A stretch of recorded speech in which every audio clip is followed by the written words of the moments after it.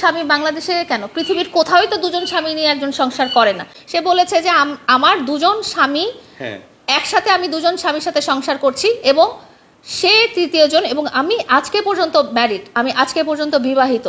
এই কথাটা যদি সে বলে, এক নাম্বার কথা, দুজন স্বামী বাংলাদেশে কেন পৃথিবীর কোথাওই তো দুজন স্বামী নিয়ে একজন সংসার করে না। আপনারা তো গতকালকে তার সাক্ষাৎকার নিয়েছেন, তাকে কি জিজ্ঞেস করেছিলেন যে তুমি কি এমন বলেছো যার পরিপ্রেক্ষিতে লায়লা এই কথাটা বলতে পারে? বলেছিল কি? সে আহামরি যদি কোনো কিছু না বলে, তাহলে কোন বেসিসে আমি বলবো যে আমি এরকম একটা আইনি পদক্ষেপ নিতে পারবো যদি সে আহামরি কিছু নাই বলে থাকে? যদি না স্বীকার গিয়ে থাকে, তাহলে টিভি চ্যানেলের যে সম্প্রচারিত ইন্টারভিউটা, সেটা তো সবাই দেখেছেন, ওটা তো ফেক না, ওটা তো তার মুখ দিয়েই বের হয়েছে। দুই নাম্বার কথা, আমি কিন্তু একটা সোসাইটিতে থাকি, আমি একটা সমাজে থাকি, এবং আমি একটা সামরিক পরিবেষ্টিত এলাকায় থাকি। এখানে দুজন সামরিক কর্মকর্তা কিভাবে একসাথে আমার হাজবেন্ড হবে?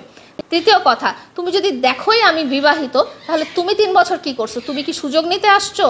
রাইট, হ্যাঁ, এই কথাটা আমাকে বলেন যে তুমি দেখছো যে আমি ম্যারিড মানুষ, আমি 3 বছর থেকে ম্যারিড, তাহলে তুমি এতদিন সামাজিক যোগাযোগ মাধ্যমে এতদিন থেকে বলে আসছো যে আমরা খুব ভালো একটা সম্পর্কে আছি, আমার হাজবেন্ড আছে, আমি ম্যারিড। একটা ম্যারিড মহিলার সাথে তুমি কেন সম্পর্ক করতে গেছো 2 বছর থেকে? নাকি সে এখন অস্বীকার করবে যে আমি লায়লাকে চিনি না, আমার সাথে কোনো সম্পর্কই নাই? 3 নাম্বার না, সে বলেছে আমি এখনো বিবাহিত, আমার এখনো আমার ম্যারিটাল স্ট্যাটাস হচ্ছে